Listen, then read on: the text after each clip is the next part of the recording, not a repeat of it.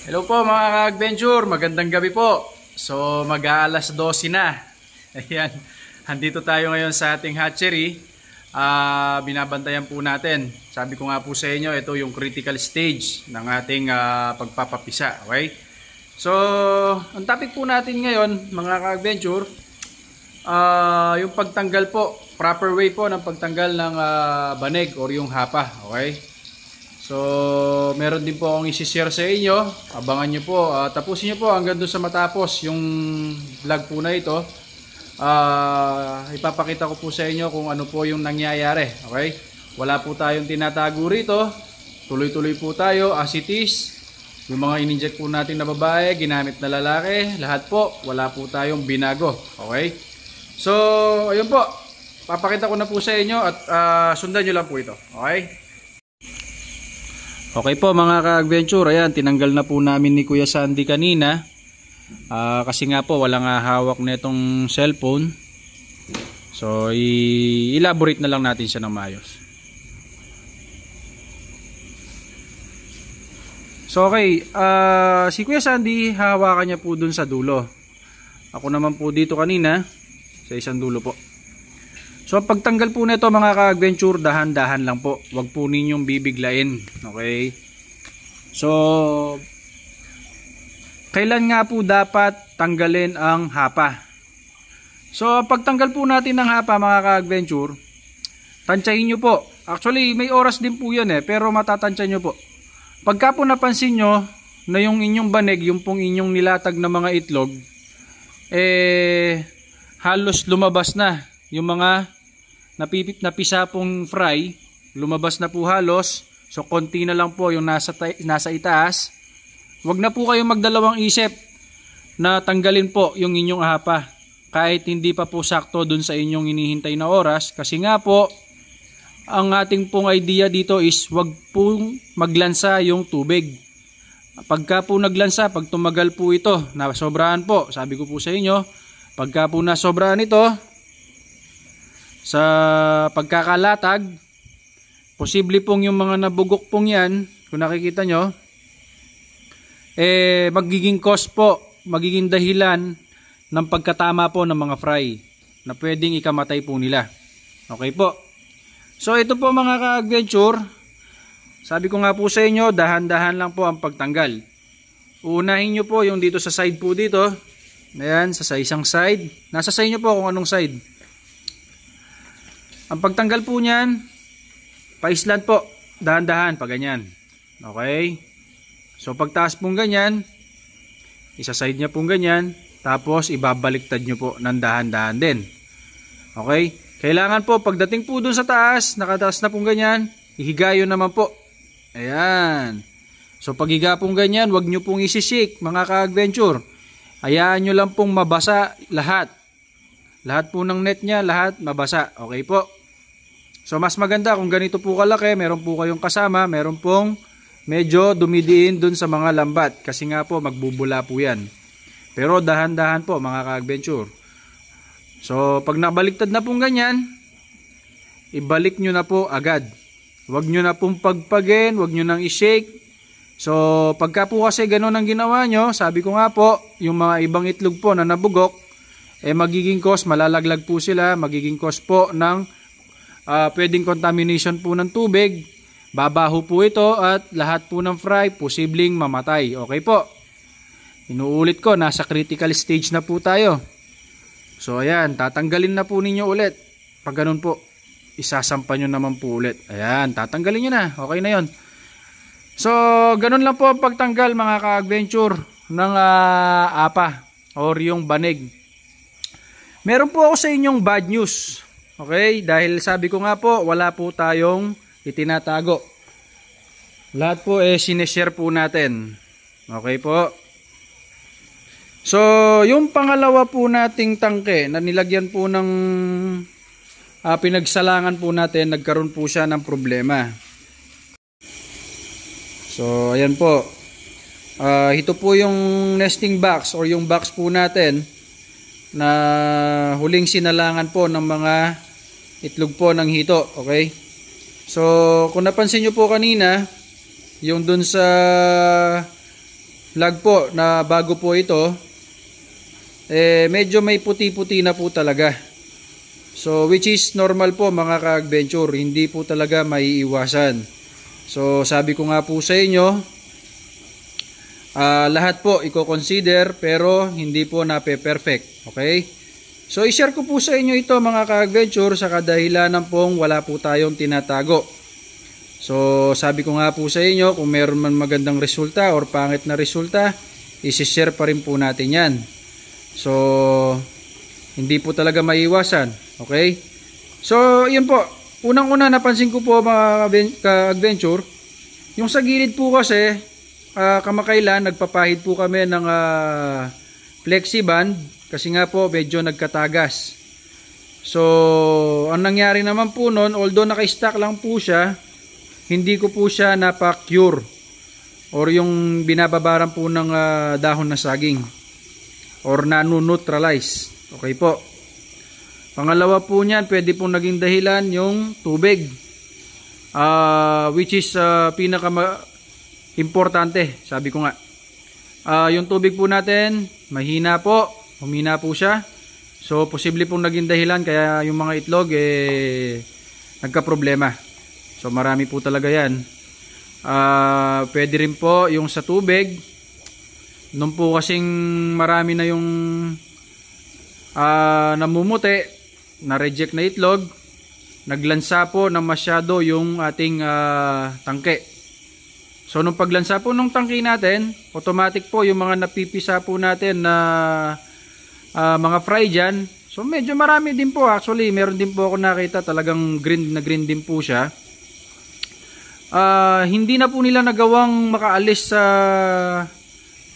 banig. Okay, meron man pong nakaalis, napakahina na po nila. So nagmonitor po kami, chinek ko po talaga siya. Mahina po yung mga fry na lumitaw po dyan. So hindi po natin alam talaga. Kasi nga po sa totoo lang po, yung nailatag po natin na itlog dyan, maganda pong klase. Naggiginto po talaga. So sabi ko nga, talagang hindi po natin mape-perfect lahat. Okay? So ayan mga ka-adventure, ang good news naman po natin. So ito naman pong tangking ito, parehas lang po yung ating ginawa. Yung dito at yung sa kabila po, parehas na parehas, wala po tayong binago. Pero meron po talagang pagkakataon na ganyan, na meron tayong mga isang tangke, dalawang tangke na nagko-collapse. Okay po. So ito po ang good news natin mga ka-adventure. Sa akin pong napansin, maganda po ang naging resulta ng isa pong tangking ito. Napakaganda po.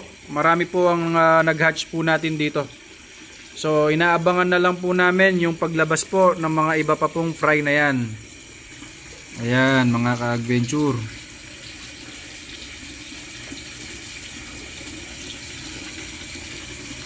Malaking bagay na po ito para sa akin mga ka-adventure. Kasi nga po, maganda po yung ating nagiging resulta. So ipapakita ko po sa inyo. Ayan. Namumula na po. Ayan.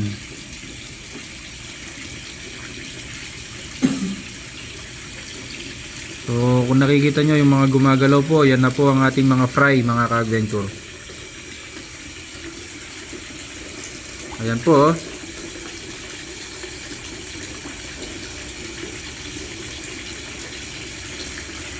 Napakaganda po. So ayan, lahat po yan. Yung nakikita nyo pong parang pula-pula, yan na po yung ating mga napisa. Paikot po yan mga ka-adventure. Ayan, so meron pa po tayong iniintay. Ayan po. Ang tabayanan lang ho natin. So ang kagandahan lang po nito, dahil po na-reject po yung ating isang sinalangan, ginamit na po natin yung isa pong tubig po rito para mas masuportahan po natin sila at mabilis po lumabas yung lansa. So ayan po mga ka-adventure, nasa gilid. Okay, kaya pa po. Ayan. Medyo namumula na po. So ganyan po siya mga ka-adventure. Makikita nyo sila pag nagkatapos po ng pagbeberde. Pagkatapos po yon, yung stage po sila na susunod, mapula-pula na po sila. Okay. Yan na lang po ang ating iniintay. So papakita ko po sa inyo. Talaga. Yan po sa gilid. Sandali. Peram ng flashlight na.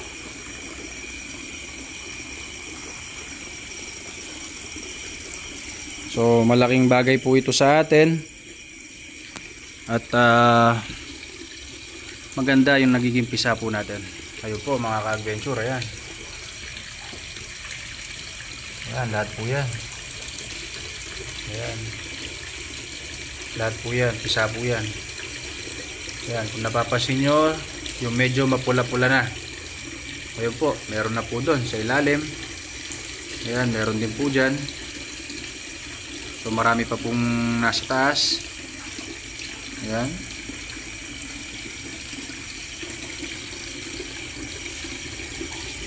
Ayan po.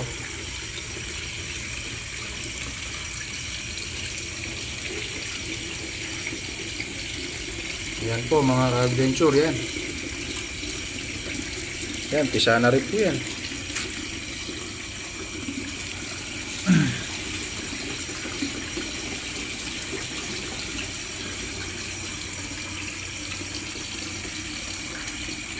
So paikot po yan.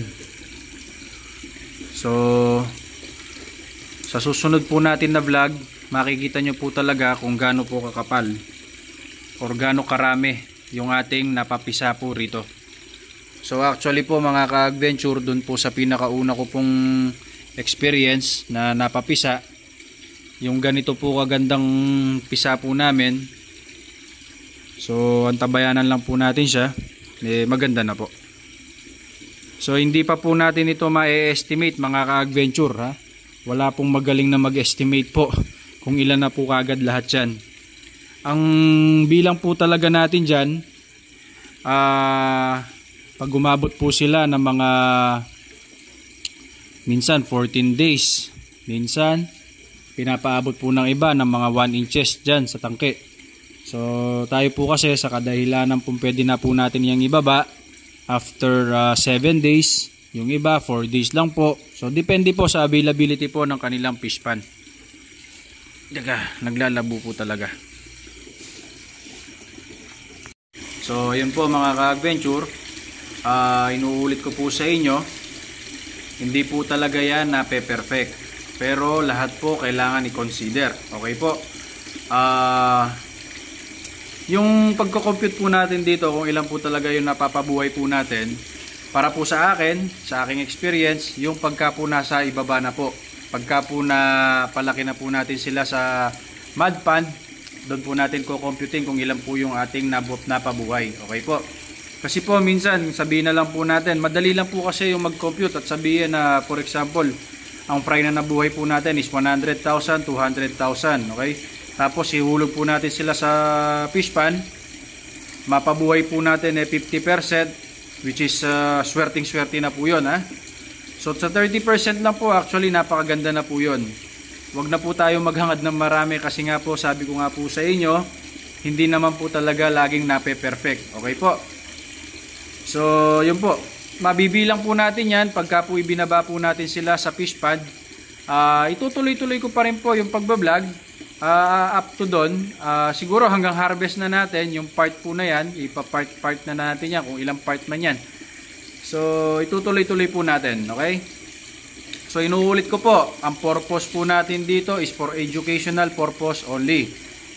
Ito po ay base sa aking experience. Kung ano po yung aking ginawa dati, ginagawa lang po natin ngayon. Sa kadahilanan po na umuumpisa po tayo ulit sa paghahanap buhay regarding po dito sa paghihito. Dahil nga po, yung sa pandemic na nangyari sa atin. Unang-una yung yun nga, mga lockdown, yung mga ECQ na yan. So marami po talagang negosyo na bumagsak, hindi lang po tayo, okay? So back to zero po tayo mga ka-adventure. Pero sabi ko nga po sa inyo, itong pagpapapisa po natin ito, wala po itong problema kasi nga po may mga available naman po tayong breeder. Anytime po pwede po tayo magpapisa ulit at pwede po tayo mandagdag sa ating mga fish pond para makuha po natin yung volume na target po natin. So hindi po natin talaga siya mako-compute ngayon. Abangan nyo po yung susunod po nating vlog. Regarding naman po yon sa pagme-maintenance po ng mga fry at pagpapakain. So tuloy-tuloy lang po ito. Sunod-sunod po ang aking pagbablog. Magmula po doon sa paghuli po ng mga breeder hanggang po doon hanggang harvest na po natin. Sige, i-vlog na po natin yan. Ipapakita na po natin at bibigay na po natin yung ating nalalaman na idea. So para kahit papano po magkaroon ng idea yung iba kung ano po yung aking ginagawa. Sa akin po ito, ito po yung aking idea. So iba po yung inyong program, iba po yung inyong pattern, yung step by step po ninyo. So ito po yung sa akin lang pong experience. Okay po. So marami pong salamat sa inyo at mag-ingat po kayo.